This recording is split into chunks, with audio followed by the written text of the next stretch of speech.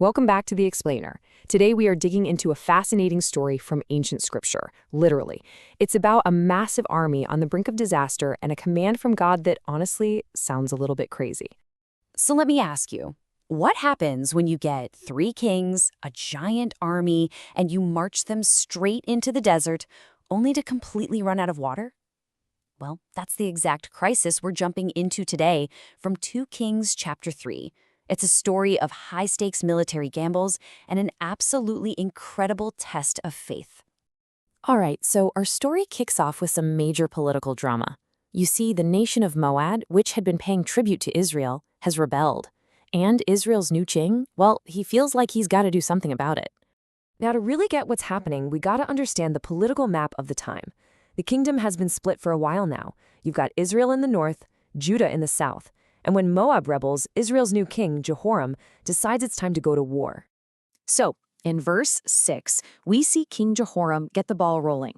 He heads out from his capital, Samaria, and he numbers all Israel. Now, this isn't just a simple head count. This is a formal military draft. He's calling up every able-bodied man to fight. Moving to verse 7, Jehoram knows he can't do this alone. So he reaches out to King Jehoshaphat, who rules the southern kingdom of Judah. And Jehoshaphat's response is, well, all in. He says, my people are your people, my horses are your horses. It's a complete military alliance. In verse 8, they cook up their strategy. Instead of a direct attack, they decide to take a much riskier route, swinging south through the wilderness of Edom.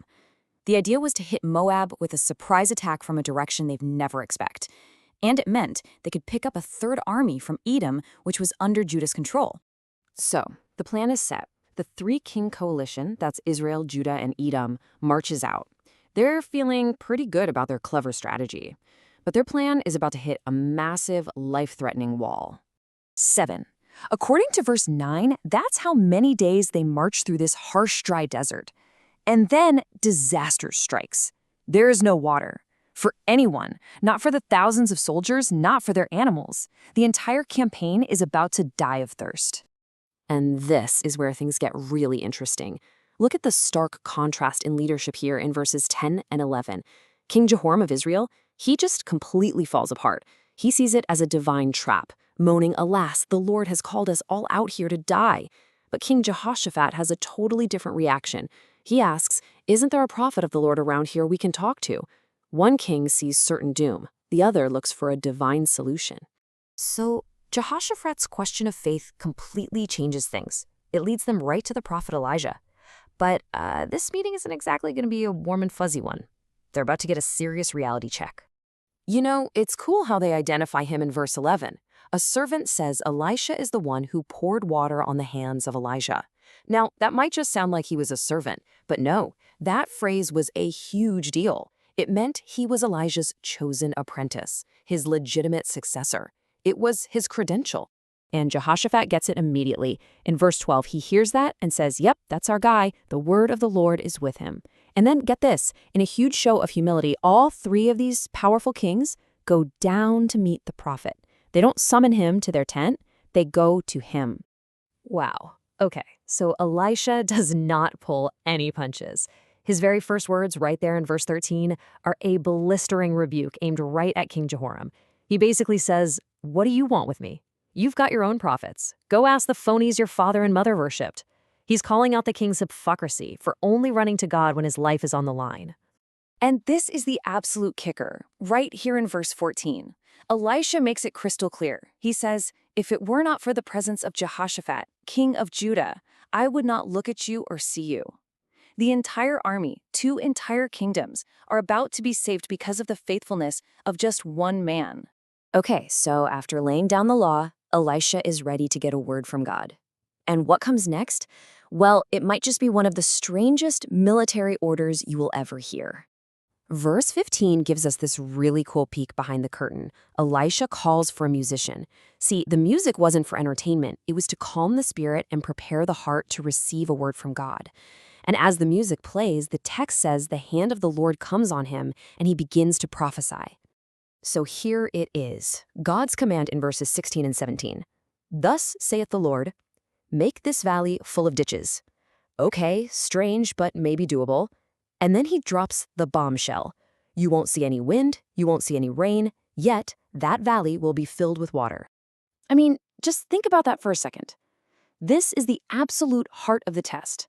They are being commanded to do the exhausting, physical work of digging trenches in a bone-dry desert in preparation for a miracle that will have zero natural signs of ever happening.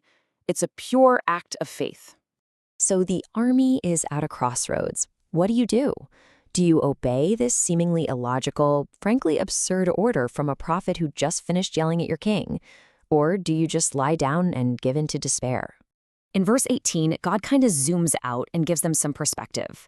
Through Elisha, he says, "You think this water thing is a big deal. This is a light thing to me. It's nothing. The real miracle, the main event, is that he's also going to deliver the entire Moabite army into their hands. The water is just the opening act." And verse 19 lays out just how total this promised victory is going to be. This isn't just winning a battle. It's a complete dismantling of Moab's ability to wage war ever again, taking out their cities, their trees, their wells, their farmland. Total judgment. And then it happens. Verse 20, the very next morning, and you gotta love this detail, at the exact time of the daily sacrifice happening miles away in the temple, water just starts flooding the valley, coming from the direction of Edom, filling all the ditches they had dug. And there it is, their obedience, their willingness to get their hands dirty and dig ditches based on nothing but a promise, was met with a supernatural flood of provision. God did exactly what he said he would do, turning their place of certain death into a source of life. This whole account really leaves us with a provocative question, doesn't it? When we face our own deserts, our own impossible crises with no obvious solution, is our first instinct to scramble and look for a logical way out? Or do we have the audacity to start digging ditches, to prepare the ground for a miracle we can't yet see?